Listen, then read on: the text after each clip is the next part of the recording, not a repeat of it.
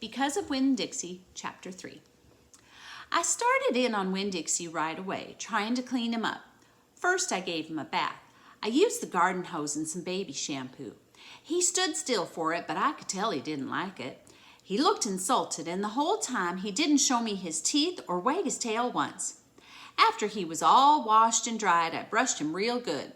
I used my own hairbrush and worked real hard at all the knots and patches of fur stuck together. He didn't mind being brushed. He wiggled his back like it felt pretty good. The whole time I was working on him, I was talking to him, and he listened. I told him how we were alike. See, I said, you don't have any family, and neither do I. I've got the preacher, of course, but I don't have a mama. I have one, but I don't know where she is. She left when I was 3 years old. I can't hardly remember her, and I bet you don't remember your mama much either. So we're almost like orphans. Winn-Dixie looked straight at me when I said that to him, like he was feeling relieved to finally have somebody understand his situation. I nodded my head at him and went on talking. I don't even remember any friends because I had to leave them all behind when we moved here from Watley. Watley's up in North Florida. Have you ever been to North Florida? Winn-Dixie looked at the ground like he was trying to remember if he had. You know what? I said. Ever since we moved here, I've been thinking about my mama extra hard, more than I ever did when I was in Watley. Winn-Dixie twitched his ears and raised his eyebrows. I think the preacher thinks about my mama all the time, too. He's still in love with her. I know that because I heard the ladies at the church in Watley talking about him. They said he's still hoping she'll come back, but he doesn't tell me that. He won't talk to me about her at all. I want to know more about her. I'm afraid to ask the preacher. I'm afraid he'll get mad at me. Winn-Dixie looked at me hard, like he was trying to say something. What? I said. He stared at me. You think I should make the preacher tell me about her? Winn-Dixie looked at me so hard he sneezed. I'll think about it, I said. When I was done working on him, Winn-Dixie looked a whole lot better. He still had his bald spots, but the fur that he did have cleaned up real nice. It was all shiny and soft. You could still see his ribs, but I intended to feed him real good, and that would take care of that. I couldn't do anything about his crooked yellow teeth because he got into a sneezing fit every time I started brushing them with my toothbrush, and I finally had to give up. But for the most part, he looked a whole lot better, and so I took him into the trailer and showed him to the preacher. Daddy, I said. Mm-hmm, he said. He was working on a sermon and kind of muttering to himself. Daddy, I want to show you the new Winn-Dixie. The preacher put down his pencil and rubbed his nose, and finally he looked up. Well, he said, smiling real big at Winn-Dixie. Well now, don't you look handsome? Winn-Dixie smiled back at the preacher. He went over and put his head in the preacher's lap. He smells nice too, said the preacher. He rubbed Winn-Dixie's head and looked into his eyes. Daddy, I said real quick before I lost all my nerve, I've been talking to Winn-Dixie. Is that right? The preacher said. He scratched Winn-Dixie's head. Well, I've been talking to him, and he agreed with me that since I'm 10 years old, you should tell me 10 things about my mama. Just 10 things, that's all. The preacher stopped rubbing Winn-Dixie's head and held real still. I could see him thinking about pulling his head back into his shell. One thing for each year I've been alive, I told him. Please? Winn-Dixie looked up at the preacher and kind of gave him a little nudge with his nose. The preacher sighed. He said to Winn-Dixie, I should have guessed you were going to be trouble. And then he looked at me.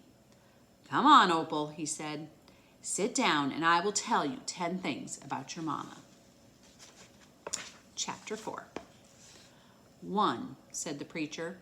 We were sitting on the couch and Winn-Dixie was sitting between us. Winn-Dixie had already decided that he liked the couch a lot.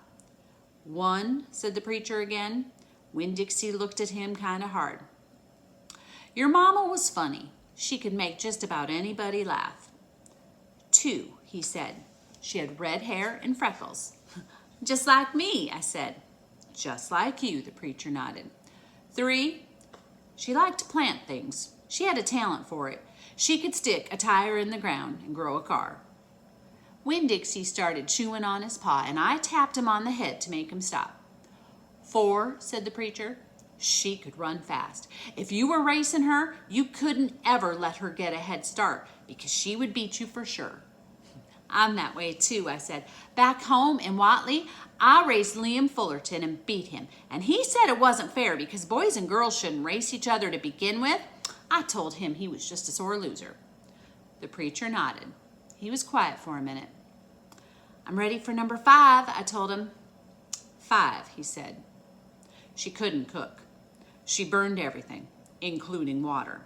She had a hard time opening a can of beans. She couldn't make head nor tail of a piece of meat. 6, the preacher rubbed his nose and looked up at the ceiling. Winn-Dixie looked up too. Number 6 is that your mama loved a story. She would sit and listen to stories all day long. She loved to be told a story. She especially liked funny ones, stories that made her laugh. The preacher nodded his head like he was agreeing with himself. What's number 7? I asked. Let me see, he said. She knew all the constellations, every planet in the nighttime sky, every last one of them. She could name them and point them out, and she never got tired of looking up at them. Number 8, said the preacher, with his eyes closed, was that she hated being a preacher's wife. She said she just couldn't stand having the ladies at church judge what she was wearing and what she was cooking and how she was singing. She said it made her feel like a bug under a microscope. Winn-Dixie lay on the couch. He put his nose in the preacher's lap and his tail in mine. 10, said the preacher. 9, I told him. 9, said the preacher. She drank.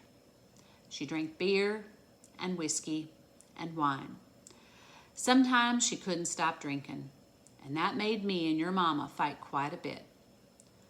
Number 10, he said with a long sigh. Number 10 is that your mama loved you. She loved you very much. But she left me, I told him. She left us, said the preacher softly. I could see him pulling his old turtle head back into his stupid turtle shell. She packed her bags and left us, and she didn't leave one thing behind. Okay, I said. I got up off the couch. Winn-Dixie hopped off too. Thank you for telling me, I said. I went right to my room and wrote down all 10 things that the preacher had told me. I wrote them down just the way he said them to me so that I wouldn't forget them. And then I read them out loud to Winn-Dixie until I had them memorized. I wanted to know those 10 things inside and out. That way, if my mama ever came back, I could recognize her. And I would be able to grab her and hold on to her tight and not let her get away from me again.